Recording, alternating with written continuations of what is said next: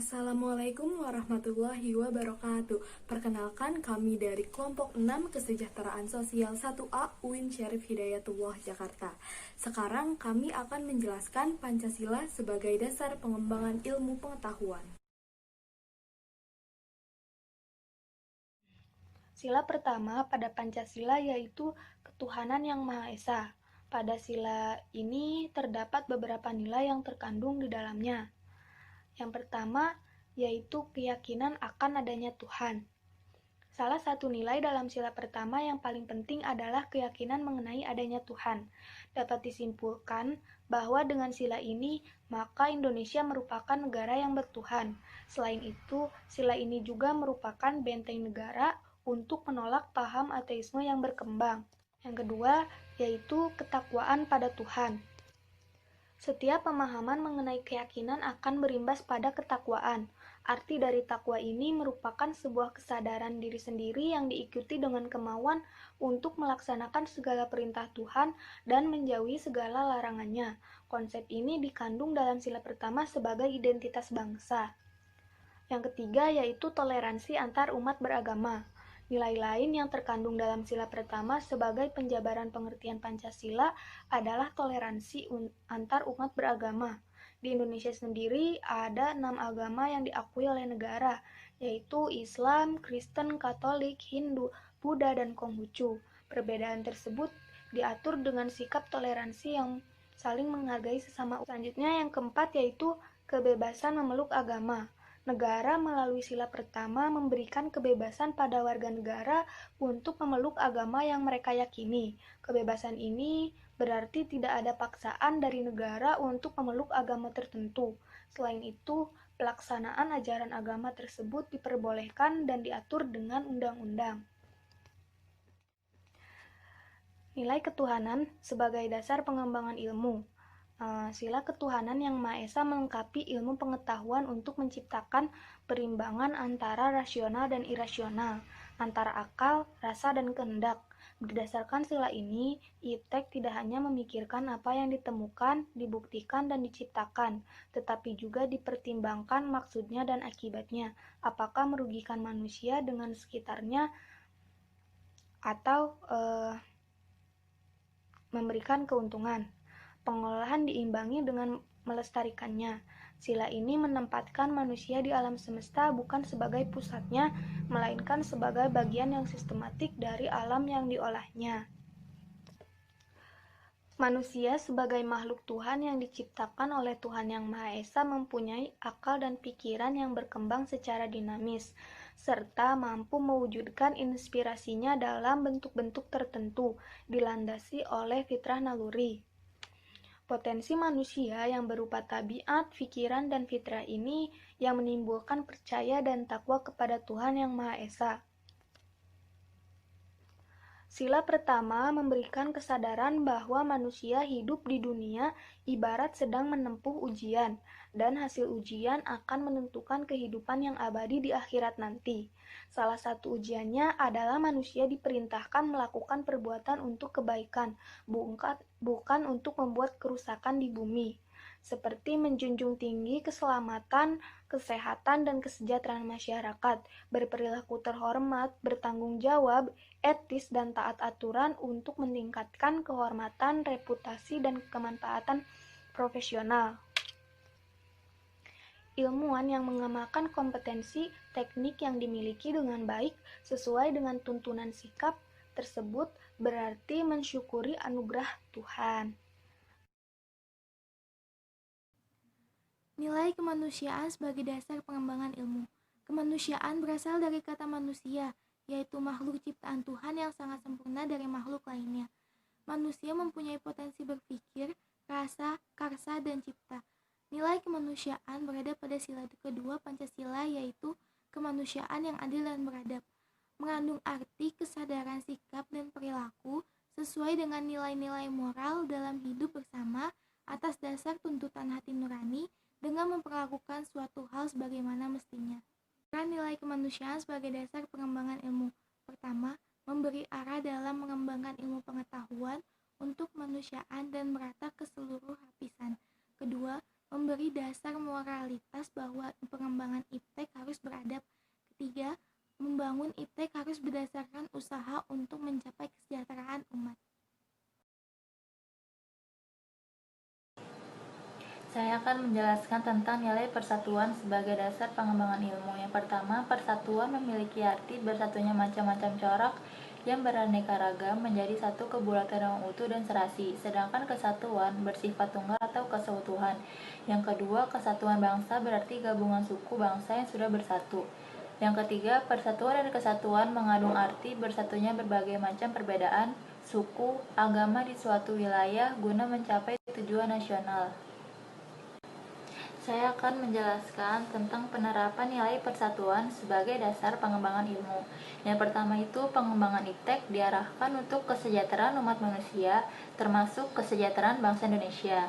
Yang kedua, pengembangan iptek hendaknya dapat mengembangkan rasa nasionalisme. Yang ketiga, kebesaran dan keluruhan bangsa sebagai bagian dari umat manusia di dunia. Lalu ada contohnya. Yang pertama itu penggunaan sosial media yang menyatukan masyarakat untuk membantu masyarakat yang membutuhkan, seperti adanya laskar sedekah untuk menyalurkan sedekah kepada yang berhak menerimanya. Yang kedua itu membuat masyarakat Indonesia lebih tanggap akan sesuatu yang terjadi di lingkungan sekitar. Saya akan menjelaskan nilai kerakyatan sebagai dasar pengembangan ilmu pengetahuan. Sila keempat yang berbunyi, kerakyatan yang dipimpin oleh hikmat kebijaksanaan dalam permusyawaratan perwakilan mengandung arti bahwa Indonesia mengedepankan prinsip musyawarah untuk mencapai kemufakatan bersama. Indonesia juga merupakan negara demokrasi yang artinya pemerintah dari rakyat, oleh rakyat, dan untuk rakyat. Secara bahasa, demokrasi terdiri dari dua kata, yaitu demos yang artinya rakyat dan kratos yang artinya pemerintahan. Jadi, secara bahasa, demokrasi adalah keadaan negara di mana dalam sistem pemerintahannya kedaulatan berada di tangan rakyat, kekuasaan tertinggi berada dalam keputusan bersama rakyat, rakyat yang berkuasa, dan pemerintah rakyat oleh rakyat. Adapun nilai-nilai yang terkandung dalam sila kerakyatan berdasarkan UUD 1945, perubahannya struktur ketatanegaraan tahun 2008 adalah: yang pertama, sebagai warga negara Indonesia, setiap manusia mempunyai kedudukan, hak, dan kewajiban yang sama. Yang kedua, tidak memaksakan kehendak kepada orang lain. Yang ketiga, mengutamakan musyawarah dalam mengambil keputusan untuk kepentingan bersama. Yang keempat, musyawarah untuk mufakat diliputi oleh semangat kekeluargaan. Yang kelima, menghormati dan menjunjung tinggi setiap keputusan yang dicapai sebagai hasil musyawarah. Nah, berarti nilai kerakyatan dalam pengembangan ilmu pengetahuan harus mengedepankan prinsip kekeluargaan. Kerakyatan sebagai dasar pengembangan ilmu.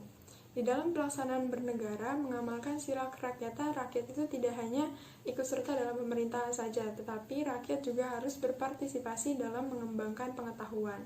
Pengembangan pengetahuan tersebut haruslah berlandaskan pada asas kekeluargaan dan untuk kepentingan bersama. Oleh sebab itu, rakyat berhak memperoleh pendidikan yang merata, sebagaimana yang telah diamanatkan oleh Undang-Undang Dasar Negara Republik Indonesia tahun 1945, Pasal 31 ayat 1 yang menyatakan bahwa setiap warga negara berhak mendapatkan pendidikan. Selanjutnya, para ilmuwan yang ada di Indonesia juga harus menyebarluaskan penemuan yang didapatnya agar dapat dimanfaatkan oleh masyarakat luas. Nah, kunci utama perkembangan ilmu pengetahuan memang berada di tangan ilmuwan, tetapi sebagai masyarakat kita juga harus ikut serta dalam berkontribusi mengembangkan pengetahuan. Meskipun pelaksanaannya tidak mudah, tapi jika dilakukan dengan keseriusan dan sistematis, maka akan mewujudkan masyarakat Indonesia yang lebih ideal. Pengembangan ilmu pengetahuan di Indonesia menjadi kebutuhan yang mutlak dan menjadi kunci penting untuk mengarahkan pada kemajuan kehidupan di Indonesia. Nah, sila keempat ini juga memberi arahan dalam manajemen keputusan. Manajemen keputusan yang dilandasi semangat musyawarah akan mendatangkan hasil yang baik karena dapat melibatkan semua pihak dengan penuh kerelaan. Sila kerakyatan ini juga membuka kesempatan yang sama bagi semua warga untuk dapat mengembangkan iptek dan memanfaatkan hasilnya sesuai dengan keperluannya masing-masing, sehingga tidak adanya monopoli pada iptek. Dan masyarakat juga dapat meningkatkan kekreativitasannya untuk menghasilkan karya dan penemuan yang nantinya juga berguna bagi masyarakat itu sendiri. Sila kerakyatan juga mendasari bahwa setiap ilmuwan haruslah memiliki kebebasan untuk mengembangkan iptek. Setiap ilmuwan juga harus menghormati dan menghargai kebebasan orang lain dan harus memiliki sikap yang terbuka, baik untuk dikaji, dikritik, maupun dibandingkan dengan penemuan teori yang lainnya. Prinsip demokratis juga melandasi setiap warga negara memiliki kewajiban dalam mengembangkan iptek sebagaimana seorang ilmuwan dengan menghormati, menghargai kebebasan orang lain dalam bersikap dan terbuka terhadap kritik dan saran yang membangun, serta mengharuskan penguasaan ilmu pengetahuan dan teknologi ini dapat dirasakan oleh seluruh lapisan masyarakat karena pendidikan merupakan tuntutan dari seluruh masyarakat. Iptek berkembang pesat pada abad 18, 19, dan 20 yang membawa perubahan cukup signifikan bagi kemakmuran dan kesejahteraan masyarakat. Tapi di sisi lain, iptek juga membawa dampak buruk di berbagai bidang kehidupan masyarakat. Misalnya, perkembangan iptek yang begitu cepat mempermudah akses pendidikan, tapi dalam penerapannya, kemudahan akses pendidikan tersebut belum bisa dirasakan oleh seluruh masyarakat. Dan juga adanya perkembangan iptek sering disalahgunakan karena mudahnya mengakses sumber ilmu tanpa melalui proses saring, tanpa melalui proses seleksi terlebih dahulu. Nah, oleh karena itu, pengembangan keilmuan itu belum bisa menjadi gerakan nasional, maka sosialisasi dan gerakan secara luas penting untuk disuarakan. Perkembangan iptek juga mendorong terjadinya globalisasi yang menyebabkan lunturnya nilai-nilai tradisional bangsa Indonesia, yaitu contohnya dalam pengambilan keputusan musyawarah yang digantikan dengan sistem voting berdasarkan suara terbanyak tanpa begitu memperhatikan kemaslahatan bersama.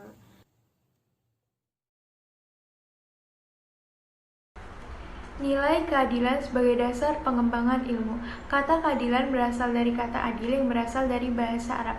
Menurut KBBI, kata adil berarti tidak berat sebelah atau tidak memihak dan tidak sewenang-wenangnya. Keadilan menurut hukum atau yang sering dimaksud keadilan hukum atau legal justice adalah keadilan yang telah dirumuskan oleh hukum dalam bentuk hak dan kewajiban, di mana pelanggaran terhadap keadilan ini akan ditegaskan lewat proses hukum. Beberapa butir-butir pengalaman Pancasila yang patut diamalkan dalam kehidupan berbangsa, bernegara, dan bermasyarakat. Pertama, mengembangkan sikap adil terhadap sesama. Kedua, menjaga solidaritas walaupun berbeda ras, etnis, dan agama. Ketiga, mengembangkan perbuatan luhur yang mencerminkan sikap kekeluargaan. Keempat, memberikan pertolongan untuk sesama. Kelima, menghargai hasil karya orang lain. Lalu, apa peranan sila kelima Pancasila sebagai dasar pengembangan ilmu? Pertama, mewujudkan kesejahteraan dan peningkatan harkat martabat manusia. Kedua, Pancasila merupakan landasan dari kebijakan pengembangan ilmu pengetahuan.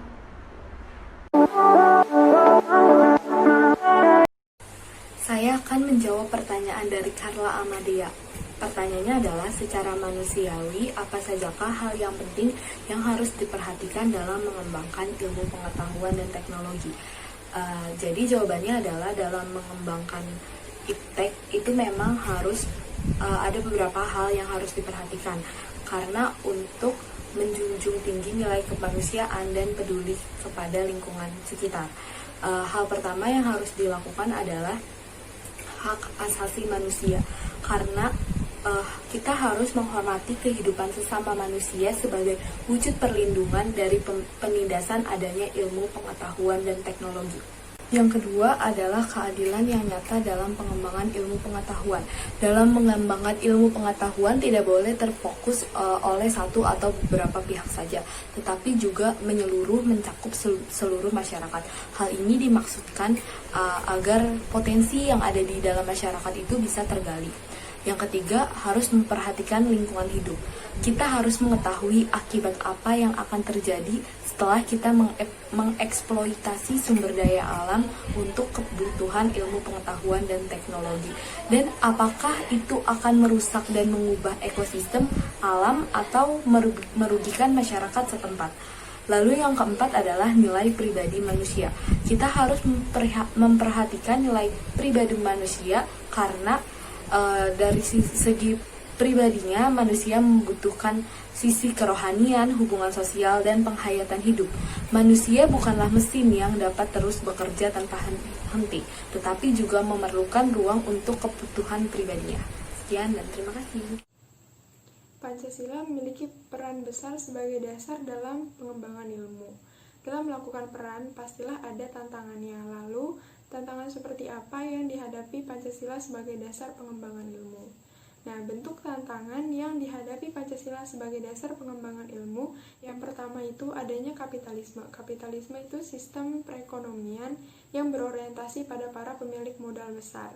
Sistem perekonomian ini telah menguasai dunia termasuk Indonesia. Kapitalisme menyebabkan ruang penerapan nilai-nilai Pancasila sebagai dasar pengembangan ilmu menjadi terbatas. Kapitalisme juga menyebabkan berubahnya pola pikir masyarakat akan pendidikan.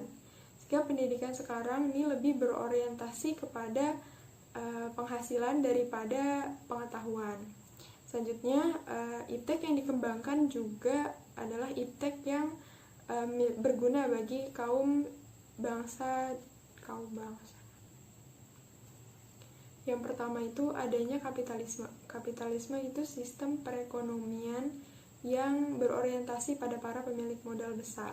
Sistem perekonomian ini telah menguasai dunia termasuk Indonesia. Kapitalisme menyebabkan ruang penerapan nilai-nilai Pancasila sebagai dasar pengembangan ilmu ini menjadi terbatas. Akibat kapitalisme ini juga pola pikir masyarakat akan pendidikan berubah. Pendidikan sekarang lebih berorientasi kepada penghasilan daripada pengetahuan. Dan iptek-iptek yang dikembangkan juga lebih berguna bagi kaum kaya dan kaum yang berkuasa saja. Yang kedua, adanya globalisasi. Globalisasi itu fenomena di mana antar satu negara itu seakan tidak ada sekat yang membatasi, yang menyebabkan lemahnya daya saing bangsa Indonesia dalam pengembangan iptek, sehingga Indonesia ini lebih berperan sebagai konsumen daripada produsen dibanding dengan negara-negara yang lain. Yang ketiga itu adanya konsumerisme atau sederhananya itu gaya hidup yang tidak hemat, yang menyebabkan Indonesia ini menjadi pasar bagi produk teknologi negara lain yang lebih maju. Yang keempat itu ada pragmatisme. Sederhananya paham yang berorientasi atau paham yang mengutamakan segi kegunaan dan kepraktisan. Pragmatisme ini berorientasi pada 3 hal, yaitu keberhasilan, kepuasan, dan hasil yang sekarang ini mewarnai kehidupan masyarakat di Indonesia. Pengembangan iptek yang tidak sesuai dengan nilai-nilai Pancasila dapat merusak kepribadian bangsa seperti pertama, sekularisme, yaitu paham atau pandangan falsafah yang berpendirian bahwa moralitas tidak perlu didasarkan pada ajaran agama. Kedua, individualisme, yaitu sikap yang mementingkan kepentingan diri sendiri. Ketiga, hedonisme, yaitu paham yang melihat bahwa kesenangan atau kenikmatan menjadi tujuan hidup dan tindakan manusia. Keempat, materialisme, yaitu sikap yang selalu mengutamakan dan mengukur segala sesuatu berdasarkan materi. Hubungan batinnya tidak menjadi bahan pertimbangan dalam hubungan antar manusia. Kelima, ekstremisme, yaitu pikiran atau tindakan seseorang yang melampaui batas kebiasaan atau norma-norma yang ada dan berlaku di suatu tempat. Keenam, chauvinisme, yaitu paham yang mengagung-agungkan bangsa sendiri dan merendahkan bangsa lain. Ketujuh, elitisme, yaitu sikap yang cenderung bergaya hidup beda dari rakyat kebanyakan. Kedelapan, konsumenisme, yaitu paham atau gaya hidup menganggap barang-barang sebagai ukuran kebahagiaan dan kesenangan. 9. Diskriminatif, yaitu sifat seseorang yang suka membeda-bedakan antara yang satu dengan yang lainnya. 10. Glamorisme, yaitu sikap atau gaya hidup suka menonjol kemewahan.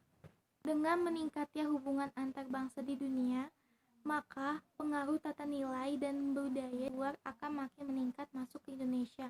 Akibatnya, bila kita tidak mempunyai ketahanan mental, ideologi, dan kewaspadaan, kita dapat menjadi korban globalisasi dalam pergaulan antar bangsa. Sadar akan besarnya bahaya yang akan mengancam moralitas bangsa, langkah-langkah yang harus diambil guna mempertahankan kepribadian bangsa Indonesia adalah yang berakar dari sejarah pada kebudayaan Indonesia, yaitu kebudayaan yang menghargai keserasian dan keselarasan sebagai nilai esensial. Pertanyaan yang diajukan oleh saudari Cici Aryati ialah apa saja indikator keberhasilan dari nilai Pancasila ke dalam pengembangan ilmu. Indikator keberhasilan Pancasila dalam pengembangan ilmu, pengetahuan dan teknologi dapat kita lihat dari mudahnya mengakses sumber ilmu pengetahuan dari berbagai bidang, seperti buku panduan, sosial media, ataupun akses pendidikan yang merata di seluruh daerah. Selain itu, dikatakan berhasil apabila dalam pengembangan ilmu pengetahuan dan teknologi ini harus memiliki kesadaran toleransi kemanusiaan agar tidak terjadinya pelanggaran hak asasi manusia, dan menjunjung tinggi persatuan dan selalu memegang nilai-nilai Pancasila karena Pancasila merupakan pedoman hidup bermasyarakat bagi bangsa Indonesia. Sekian. Assalamualaikum warahmatullahi wabarakatuh. Saya Dewi Asyifah ingin menjawab pertanyaan dari Febrian Sumantri. Pertanyaannya yaitu, salah satu tujuan pengembangan ilmu pengetahuan dan teknologi adalah untuk pembangunan nasional. Lalu, apakah Pancasila memiliki kedudukan tersendiri dalam hal pembangunan di Indonesia? Jika ada, tolong sebutkan. Jawaban saya, dalam hal pembangunan nasional, Pancasila adalah sebuah paradigma, yaitu sebagai landasan, acuan, metode, nilai, dan tujuan yang akan dicapai di setiap program pembangunan negara ini. Kedudukan Pancasila sebagai sebuah paradigma pembangunan nasional harus memperhatikan konsep-konsep seperti yang pertama, Pancasila harus menjadi kerangka kognitif, yaitu Pancasila harus diletakkan sebagai kerangka berpikir yang objektif dan juga rasional dalam membangun kepribadian bangsa. Yang kedua, Pancasila sebagai landasan pembangunan nasional. Perubahan yang terjadi dalam masyarakat dan bangsa akibat dari pembangunan harus semakin menempatkan nilai-nilai Pancasila dalam kehidupan berbangsa dan bernegara. Yang ketiga yaitu Pancasila merupakan arah pembangunan nasional. Proses pembangunan nasional tidak terlepas dari kontrol nilai-nilai Pancasila.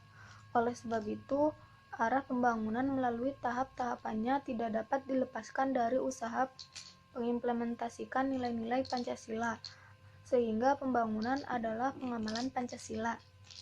Yang keempat yaitu Pancasila merupakan etos pembangunan nasional. Untuk mewujudkan visi bangsa Indonesia di masa depan, maka diciptakan misi pengamalan Pancasila secara konsisten dalam kehidupan bermasyarakat, bernegara, berbangsa dan bernegara. Konsistensi antara teori dan kenyataan dan ucapan dengan tindakan merupakan paradigma baru dalam menjadikan Pancasila sebagai etika pembangunan nasional. Yang kelima yaitu Pancasila sebagai moral pembangunan. Sebutan ini mengandung maksud agar nilai-nilai luhur Pancasila dijadikan tolak ukur dalam melaksanakan pembangunan nasional, baik dalam perencanaan, pengorganisasian, pelaksanaan, pengawasan, maupun dalam evaluasinya. Jadi pada hakikatnya kedudukan Pancasila sebagai paradigma pembangunan mengandung pengertian bahwa dalam segala aspek pembangunan nasional harus berlandaskan pada nilai-nilai yang terkandung dalam sila-sila Pancasila. Sekian jawaban yang bisa saya sampaikan, kurang lebihnya mohon maaf. Selanjutnya saya akan menjawab pertanyaan dari Michelle. Pertanyaannya itu, bagaimana peran kita sebagai generasi penerus bangsa atau mahasiswa untuk ikut berkontribusi menanamkan nilai Pancasila dalam pengembangan ilmu yang ada pada saat ini?